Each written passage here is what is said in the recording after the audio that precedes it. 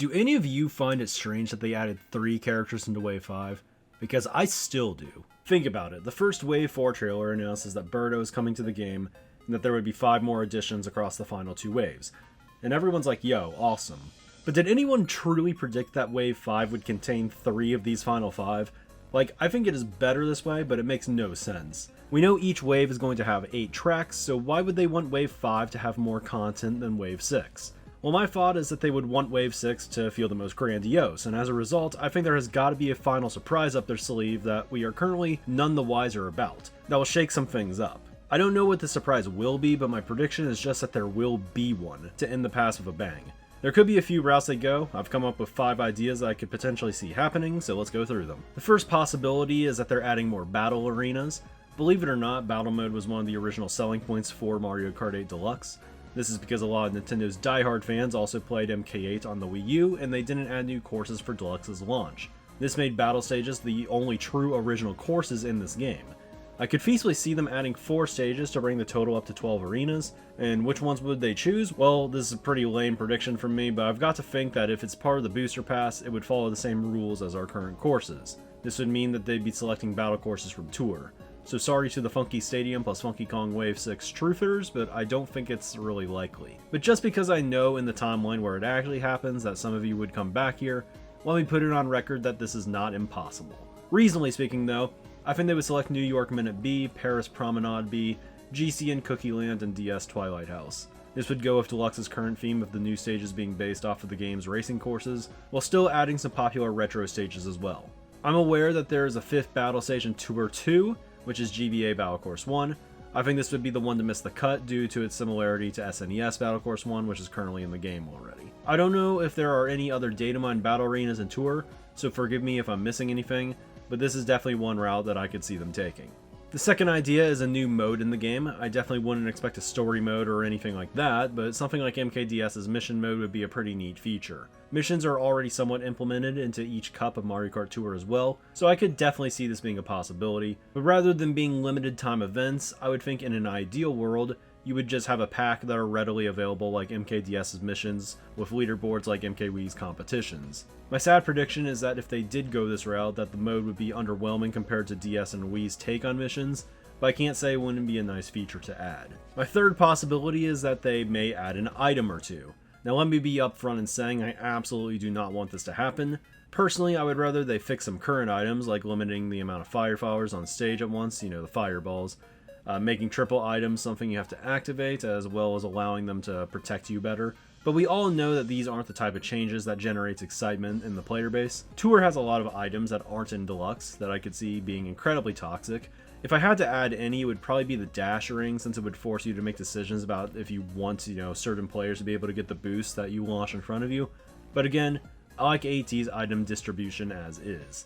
The fourth surprise is the one that I want to happen the most, and that would be character outfits and skins. There are so many of them available in Tour right now, and I think it would be a shame to not get any of these options in Deluxe. I don't think people play Tour to get to play as Vampire Waluigi per se, nor do I think adding these customizations to Deluxe would deter people from playing Tour anymore. These outfits are simply necessary in Tour as a way to have more valuable high-end characters in the game. It keeps players grinding and spending because having access to these outfits actually increases your ability to score well in the game.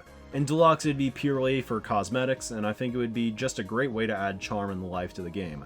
I think it is definitely in Nintendo's interest to keep Yoshi and Birdo among the best characters in the game, and this is because all the color options they have gives players some form of expression, even when using meta builds. Adding character alts would just be another way to create even more of this expression, and I think it would make worldwide races even sillier. I think this would be a big win for everyone, casual and competitive players alike, and 2 new characters plus cosmetics for all the other characters personally feels like more value than just 3 characters. So I do think that this is a possibility for sure, and maybe we'd even get some Deluxe exclusive ones. Finally, the last idea I can kind of conjure up is that the characters themselves could be the surprise. Wiggler already kind of was a surprise, but it seemed he was going to be added to Tour anyway. But this did give us some evidence that the character puzzle might not be as clear as we once thought. Now past characters not in Tour like Honey Queen and Rob feel like they are actually on the table. Up to this point, Diddy Kong feels to be the obvious choice. Diddy and Funky, or Diddy and Pauline I would say.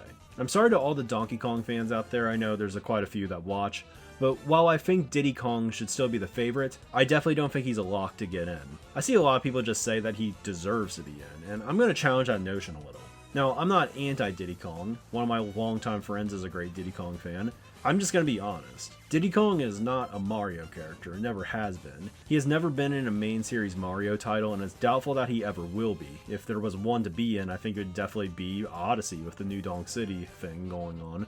But he is a Donkey Kong character, as is Funky Kong. Now, of course, Donkey Kong as a franchise will forever be linked to Mario because Mario did debut in Donkey Kong along with DK and Pauline. But while DK has always been invited into the earliest Mario spin-offs for that reason, and Pauline is obviously a Mario character at this point, the reason why Diddy Kong even made an appearance into Mario spin-offs to begin with was because Double Dash simply called for it. Double Dash's gimmick was entirely responsible for a lot of the things we see as standard for the Mario Kart games now. There's supposed to be a lot of characters and unlockables, and we see characters like Toadette as staples in the series now. But we never stop and realize that a character like Toadette was actually created entirely because Toad, one of the 8 original karters, needed a racing partner in Double Dash. So many of these characters became Mario Kart staples because of Double Dash's weirdness. So yeah, Toadette was created for Double Dash. Paratroopa was a playable character in this game because another one of the SMK cast needed a partner. Even more standard Mario characters like Daisy, Waluigi, Birdo, and Bowser Jr. got their tickets punched into the series for this reason as well.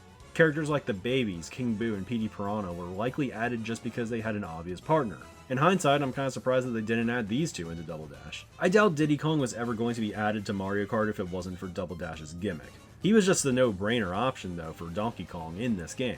And in Mario Kart Wii, they brought back most of these characters because it was easy content, and you don't want to get the perception that you're just removing content for no reason out of sequels. You want these sequels to be as hype as possible. But this made a lot of these characters feel like a Mario Kart staple when maybe they were never supposed to be. As one of the earlier MK characters, it feels weird to think that Nintendo might not see Diddy Kong in the same way that the community does, but I think there is a reason that other characters have been chosen ahead of him. If I had to guess, Diddy Kong still probably is the likeliest selection alongside Pauline. Any argument for Funky Kong I think revolves around the fact that they might want to complete the MKWii roster due to its popularity. I think that makes it possible for him to get in, and I would say that it feels meant to be, but I just don't know with Pauline. I always think about the old interviews where they said it was important to include Peach as a playable character so girls would feel represented, and I think that's still valid, and I think that makes a character like Pauline an appealing option for them. While Funky Kong is more popular, it's very weird to imagine him getting in the game over Diddy Kong. It'd have to be alongside him. One of the last things to bring up on this matter, though, is the cast of characters in the bottom row. It seems very out of place compared to the rest of the game and looks like the perfect spot for Rob to be placed as well, but I also just can't imagine Rob riding a bike, really. If you want the full breakdown on characters, I did it about a month ago in the card to the side at the end of that video, but if you've forgotten, this video is about surprises. Specifically, we were supposed to be talking about surprise characters, because if they added none of the other 4 possibilities I covered, I think the only way adding less characters in Wave 6 would be seen as justifiable is if they did something unthinkable with the last 2 slots. And well, you all saw the thumbnail. So I'm thinking that they might finally dip into the world of Mario RPGs, and add everyone's favorite, lovable partner duo, Popple and Rookie. The true goes. Sadly, I'm kidding. It'd be Mallow and Gino. So call me crazy, but the timing lines up almost perfectly. The Super Mario RPG Remake is releasing November 17th, around the time Wave 6 is poised to come out. Surely they want good sales for this game, so advertising these characters in one of their best-selling games of all time while it's all hip would be a great marketing strategy. And this would feel special enough to justify only adding these 2 characters. Remember, there's still a surprise course out there that we know nothing about too. What if it was themed off of their game? Like, this would be super hype in the trailer, undeniably. Also, I could totally see Gino just becoming meta. That'd be hilarious. Smash fans have been weirdly clamoring for Gino for ages now, and it never seems like it was going to happen, because Gino's just a side character in a Mario spin-off game. However, he would be a great fit in Mario Kart for that reason. It is his series after all, the timing makes sense, and making a Mario Kart character is much easier than making a Smash character. I know there is zero precedent to believe that they might add characters from the Mario RPGs, but if they were to ever do that, the end of a DLC pack would be the perfect time. And Super Mario RPG feels much more in line with the main series in my mind just because it was a one-time occurrence.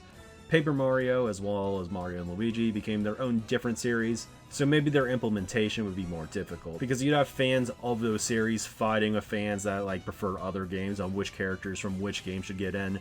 It's a lot more simple with just SMRPG. So do I think this or any of the things I mentioned are likely to happen? Well, individually speaking, no. But is one thing from here possible? Certainly. Like I said, the surprise itself is my prediction. These are just some ideas that came to mind. With this being said though, what surprises do you want to see in the final wave? And do you believe in any particular theory here, or maybe one that you came up with on your own? Let me know in the comment section below. So there you have it, a Booster Pass video where I finally didn't give a lecture on the tracks themselves. If you like the video, smashing that like button and subscribing always helps me out. We're almost near 3,000 subs now, which is pretty unthinkable for me since we had less than half this total around the time Wave 4 came out. It is really starting to feel like something larger might be possible on this channel one day, so I want to keep chasing that. Perhaps we'll figure out how to do some stuff with the community tab soon as well, so we can get more involvement in polls and stuff like that. Anyways, I've still got a few more Booster Pass topics in waiting, as well as some community projects, and I'm not sure what's going to come next, but keep your eyes peeled and hopefully something appealing will come your way soon. Thanks for watching this one, and we'll see you all then.